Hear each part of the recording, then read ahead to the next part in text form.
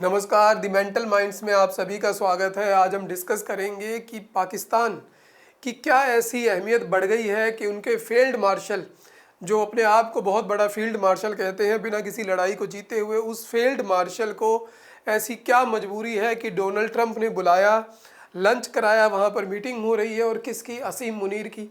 कोई सोच भी नहीं सकता कि ये क्यों हो रहा है। जिस पाकिस्तान को कुछ महीने पहले तक कहा जा रहा था कि वो हर देश में जाकर भीख मांग आया कि कोई पैसा दे दो, जिसके भिखारियों की बात हो रही थी कि सबसे ज़्यादा भिखारी कोई देश देता है तो वो पाकिस्तान है। अमेरिका चीन को सबसे ज़्यादा गधे सप्लाई करने वाला कौन सा देश है? पाकिस्तान। तो जो देश कहीं पर टेररिस्ट सप्लाई कर रहा है, कहीं पर गधे सप्लाई कर रहा है, कहीं पर भिखारी सप्लाई कर रहा है, उस देश की आखिर ऐसी क्या वैल्यू बढ़ी है कि जब से भारत पाकिस्तान युद्ध हुआ है उसमें पाकिस्तान को वैश्विक मीडिया ने बहुत ज़्यादा तवज्जो दी है। इतनी तवज्जो दी है कि पूरा वैश्विक मीडिया एक तरीके से दिखा रहा था कि भारत और पाकिस्तान एकदम बराबरी पर थे और अगर ये युद्ध ना रुकता तो दोनों में से किसी का भी नुकसान हो सकता था। लेकिन हम जानते हैं कि सच्चाई, जो वीडियो हमने जारी की है, जिस तरीके से लड़ाई हुई कि पाकिस्तान का बहुत ज़्यादा नुकसान हुआ, उसके टेररिस्ट कैंप पर भी अटैक हुआ, एयरबेस तबाह हुए, लेकिन उसके बावजूद जो विश्व है वो मानने को तैयार नहीं कि भारत ने इतनी बड़ी जीत हासिल की है। और अब जब ईरान और इजराइल के बीच में इतना ज़बरदस्त युद्ध छिड़ा हुआ है, जहाँ पर ईरान की सरकार खतरे में है और अब तो जिस तरीके से हमला हो रहा है इजराइल भी खतरे में है, बहुत ज़्यादा डैमेज हो रहा है, उस स्थिति में पाकिस्तान को वहाँ पर बुलाना क्या इंपॉर्टेंस रखता है, क्या मायने रखता है, ये हम समझेंगे। और क्यों जो मैंने टाइटल रखा कि पाकिस्तान अब लड़ने के लिए तैयार है ईरान के खिलाफ, वो ऐसा क्यों रखा? क्योंकि मेरे वीडियो में जो थंबनेल होता है वो थंबनेल क्लिक के लिए नहीं होता, उसके अंदर जो बात होती है वो बात भी वही होती है जो बाहर लिखी होती है। तो जब से इंडिया पाकिस्तान का युद्ध हुआ था तब से ही कयास लगाए जा रहे थे, जिस तरीके से पाकिस्तान को सपोर्ट किया जा रहा है उसका कारण कुछ और है, उसका कारण ईरान है। क्योंकि ईरान के साथ बहुत लंबे समय से न्यूक्लियर जो वेपन है उसको ख़त्म करने के लिए या इनरिचमेंट जो है उसको ख़त्म करने के लिए बातचीत चल रही थी, मना कर रहा था वो। यूएस को लग रहा था कि एक मोर्चा खुल सकता है जो कि ईरान के साथ होगा, इजराइल शुरुआत करेगा और मैं खोल सकता हूँ। तो इसलिए वो नहीं चाहता था कि पाकिस्तान, जो पहले ही खैबर पख्तूनवा में तहरीके तालिबान से लड़ रहा है, अफ़गानिस्तान से उसके इस वक्त रिश्ते ख़राब थे, भारत से लड़ेगा तो वो पाकिस्तान उलझ जाएगा।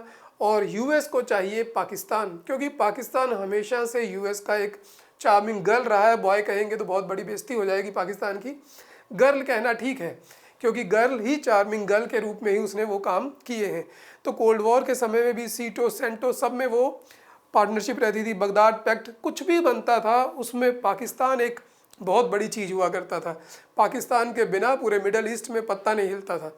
लेकिन पाकिस्तान अब वो नहीं रह गया था, लेकिन फिर से पाकिस्तान की वैल्यू बढ़ रही है। उसका कारण है केवल ईरान, क्योंकि अमेरिका को पता है कि इजराइल ईरान में जो अभी युद्ध चल रहा है, या उसे पहले से पता था कि जब भी युद्ध होगा तो जो युद्ध होगा वो मिसाइलों से बहुत ज़्यादा दिन नहीं लड़ा जा सकता।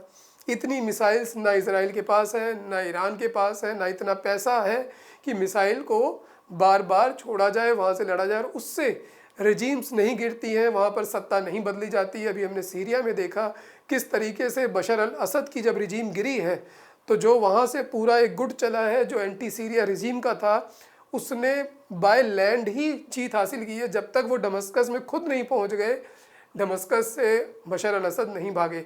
तो अगर अल खमीनी को भगाना है तो तेहरान में पहुंचना होगा, और तेहरान में पहुंचने का रास्ता एक ही जगह से जाता है और वो है पाकिस्तान। क्योंकि ये ईरान है और ये इजराइल है, ये बहुत दूर है, ये पहुंच नहीं सकता। और यूएस हम जानते हैं कि बिल्कुल दूर है। तो यहाँ पर एक ही देश है जो ऐसे कामों में जल्दी से तैयार होता है, क्योंकि उसे चाहिए होता है पैसा, और पैसा मिलते ही पाकिस्तान यहाँ से घुसने में देर नहीं लगाएगा। और एक और बात ध्यान देने वाली है, जहाँ से घुसना है वो सारा एरिया बलूचिस्तान है। बलूचिस्तान पहले से ही एक ऐसा एरिया है जहाँ पर जिसने पाकिस्तान की नाक में दम कर रखा है। ईरान का ये वाला जो हिस्सा है इधर वाला, इसमें भी बहुत सारा जो एरिया है वो बलूची लोगों का है। वो पहले ही ग्रेटर बलूचिस्तान की मांग कर रहे हैं।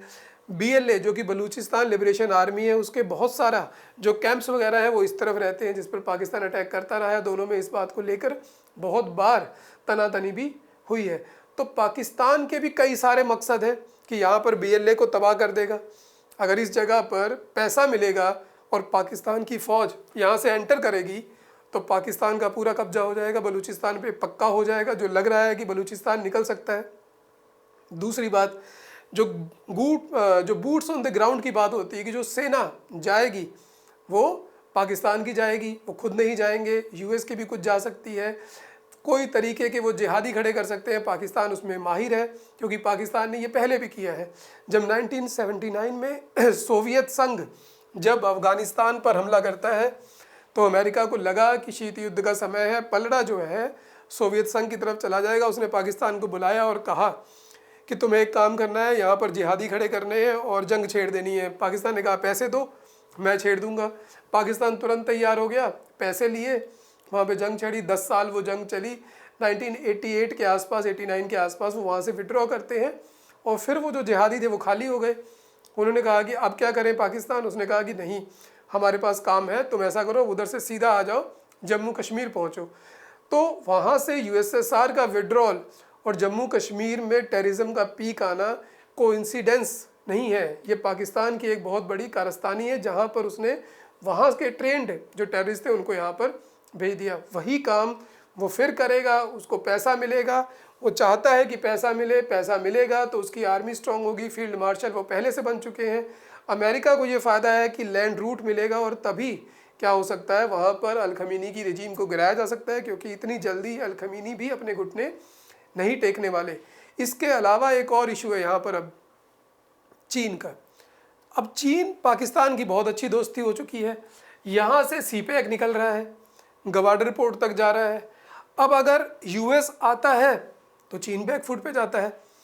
तो यहाँ पर पाकिस्तान की प्रॉक्सी जो चीन की प्रॉक्सी पाकिस्तान तो है ही, लेकिन पाकिस्तान US की प्रॉक्सी भी बन रहा है। तो पाकिस्तान के लिए बड़ा मुश्किल है दोनों देशों को बैलेंस करना। वो देखना होगा कि चाइना के साथ अब पाकिस्तान कैसे बैलेंस करता है। तो यहाँ पर चाइना का एंगल बहुत मुखर होकर आएगा। भारत के अपने इंटरेस्ट है, यहाँ पे चाहबार पोर्ट वगैरह है, लेकिन भारत इस समय इस पोजीशन में नहीं है कि उस पोर्ट को बचाने के लिए ओवरऑल ईरान का सपोर्ट कर दे। लेकिन उससे भी खतरनाक जो बात कल पेंटागन के ऑफिशियल ने कही है कि असीम मुनीर को भाई तुमने बुला तो लिया है, तुम उनको पैसा भी दे दोगे, लेकिन जिस चीज़ को तुम ख़त्म करना चाहते हो पाकिस्तान उसी के लिए बैठा है। यानी कि अगर यहाँ से एनरिच्ड जो न्यूक्लियर मटेरियल है, यूरेनियम है, तुम ट्रकों में भर के कहीं तो लेके जाओगे उसको डिस्पोज ऑफ करने अमेरिका के लोगों। अमेरिका के जो प्रेसिडेंट है ट्रम्प को उन्होंने खुला कहा कि तुम बेवकूफ़ हो, तुम्हें नहीं पता कि जब यहाँ से वो न्यूक्लियर मटेरियल जाएगा तो पाकिस्तान वही चाह रहा है और वो पाकिस्तान अपने पास रख लेगा और फिर वो उसको बेचेगा या अपने आप यूज़ करेगा, क्या करेगा। लेकिन तुम बहुत बड़ा खतरा मोल ले रहे हो। असीम मुनीर को पैसा देना, पाकिस्तान को पैसा देना सही नहीं है। लेकिन बात यह है कि जो पाकिस्तान है वो पैसे के लिए ईरान से लड़ने को तैयार है। कारण उसके पास बहुत सारे हैं, बलूचिस्तान वाला है, पैसा है, चीन भी हो सकता है कोई वहाँ पर गेम खेल रहा हो। लेकिन एक और एंगल है जो रिलीजियस है। पाकिस्तान सुन्नी मेजॉरिटी कंट्री है और ईरान शिया मेजॉरिटी कंट्री है, और पाकिस्तान सुन्नी मुस्लिम कह सकते हैं। शिया को अब मुस्लिम ही नहीं मानते, उनका कहना है कि तुम मुस्लिम हो ही नहीं, तुम तो काफिर हो। तो काफिरों के खिलाफ लड़ाई लड़नी है, जिहाद लड़ना है, जिस बात में पाकिस्तान बहुत माहिर है। तो बहुत सारे चांसेस हैं कि पाकिस्तान को पैसा मिलेगा और जो अमेरिका कह रहा है कि वो लड़ाई में एंट्री करेगा तो वो लड़ाई में एंट्री करेगा तो वो पाकिस्तान की तरफ से ही करेगा। तो अब देखते हैं कि सिचुएशन कैसे बदलती है, क्या पाकिस्तान खेल खेलता है, चाइना उसको रोकता है कि नहीं रोकता है। रशिया जो बहुत बड़ी पावर जिसका सब कुछ स्टेक पर लगा हुआ है, क्योंकि वो लगातार आइसोलेट होता जा रहा है, मिडल ईस्ट उसके हाथों से पूरा निकल जाएगा अगर ईरान चला गया। और अगर US ईरान के लिए आया, पाकिस्तान से एंट्री हुई, तो इसका मतलब है जो तीसरा विश्व युद्ध है वो छिड़ने की भी गारंटी कह सकते हैं, क्योंकि फिर रशिया पीछे नहीं रहेगा। खेल सारा घूम के 1970-80 के दशक में पहुंच जाएगा। यहाँ से पाकिस्तान एंट्री कर रहा है, अफ़गानिस्तान में उधर से रशिया घुसने की कोशिश कर रहा है और सिचुएशन जो है बहुत टर्मोइल वाली हो जाएगी।